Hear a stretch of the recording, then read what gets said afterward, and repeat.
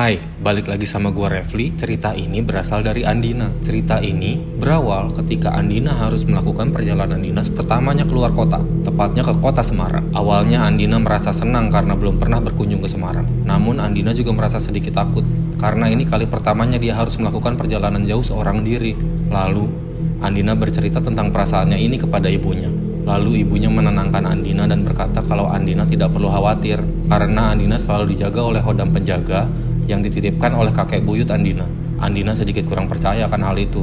Lalu Andina pun melaksanakan perjalanan dinasnya ke kota Semarang. Di kota Semarang, Andina dijemput oleh supir yang disediakan oleh kantor. Lalu Andina diantarkan ke tempat pertemuan dengan kliennya di sebuah kawasan industri. Sepulang dari kawasan tersebut, Andina diantarkan oleh Pak Supir ke sebuah losmen yang sudah disediakan oleh pihak kantor. Sebuah losmen tua yang bergaya Belanda dengan tembok yang kokoh serta plafon dan jendela yang menjulang tinggi. Suasananya sedikit seram, namun cukup banyak pengunjung dan wisatawan yang menginap di sana. Namun Andina hanya melihat seorang bapak parubaya yang menjaga losmen tersebut. Bapak itu cukup ramah, namun wajahnya terlihat seperti selalu waspada. Ia pun memberikan kunci dan mengantarkan Andina ke kamarnya untuk beristirahat. Saat perjalanan menuju kamar, Andina berpapasan dengan beberapa tamu yang memasang wajah sinis kepada Andina. Namun Andina tak menghiraukannya, karena Andina berpikir hanya satu malam saja dia harus bermalam di sini. Tapi ketika Andina baru saja masuk ke dalam kamarnya, ia mendengar sesuatu yang berbisik kepadanya. Suara yang sangat pelan, namun Andina dapat mendengarnya dengan jelas.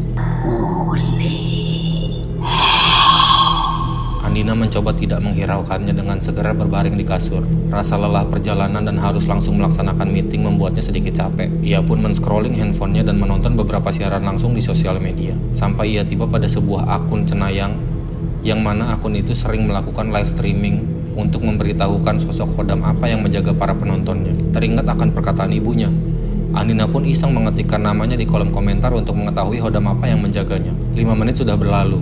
Nama Andina pun tidak juga disebut oleh sang cenayang. Lama menunggu membuat Andina merasa mengantuk. Ia pun mengantuk dan sedikit tertidur. Sampai ketika sayup-sayup ia mendengar namanya disebut dalam live streaming tersebut. Andina, hodam genderuwo. Sontak Andina terkejut dan terbangun dari tidurnya yang memang belum pulas. Mana ada hodam genderuwo? Itu kan sosok pengganggu. Namun mungkin aku salah dengar, pikir Andina dalam hati. Andina pun bergegas untuk mandi. Kamar mandi tersebut sangat luas dengan lampu temaram. Plafonnya tinggi, showernya sudah sedikit berkarat, membuat Andina sedikit tidak nyaman dengan kamar mandi tersebut. Saat sedang keramas, Andina pun memutar keran shower untuk membilas rambut dan wajahnya. Namun air di kamar mandi itu tak kunjung keluar. Mata Andina pun sudah perih karena kemasukan busa sampo. Lalu tangan Andina meraba-raba tembok kamar mandi dan mencari handuk untuk mengelap busa yang menutupi wajahnya. Andina berhasil menggapai sesuatu. Ia mengira yang ia gapai adalah handuk mandinya, tapi ternyata bukan. Ia merasa memegang sesosok makhluk berbulu lebat. Sontak ia pun kaget dan memaksa membuka matanya. Tidak ada siapapun di sana. Seketika air di kamar mandi itu pun menyala kembali. Andina pun dapat melanjutkan mandinya sampai selesai. Selesai mandi, Andina naik ke kasurnya yang sedikit berbau apek. Mungkin karena jarang tamu yang menempati kamar ini. Ia menyalakan televisi untuk memecah kesunyian dan kembali men-scroll sosial media di handphonenya. Entah kenapa, suasana kamar ini semakin berubah. Samar-samar ia mencium wangi singkong bakar. Ia juga merasa amat sangat berkeringat padahal ia baru saja mandi. Lalu ia mendengar laci di samping kasurnya mulai berderit. Perlahan laci itu pun terbuka dan muncul sesosok tangan berbulu dari dalam laci tersebut. Andina berteriak dan berlari keluar kamar. Suasana ramai saat ia datang tak ia lihat lagi ketika ia sedang berlari menuju lobi. Sunyi senyap dan lengang. Sesampainya di lobi, ia pun menceritakan tentang sosok berbulu itu kepada bapak penjaga losmen. Lalu bapak penjaga losmen itu pun bertanya kepada Andina, apakah Andina memiliki hodam penjaga? Andina hanya mengernyitkan dahinya dan tidak mengerti.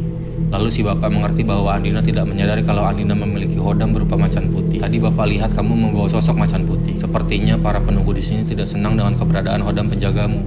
Dan semua menjadi marah. Memang ada sosok berbulu yang tinggal di kamar yang kamu tempati sekarang, tapi memang tidak pernah mengganggu. Mungkin ia juga tidak senang dengan kedatangan hodam penjagamu. Andina bingung dan berkata, mungkin saja tamu lain yang membawa hodam penjaga, dan kenapa harus menyalahkannya? Bapak itu hanya tersenyum dan berkata, kalau hal itu tidak mungkin, karena hanya Andina lah yang menginap di losmen seminggu belakangan ini. Lalu, siapa yang Andina lihat ketika baru datang tadi?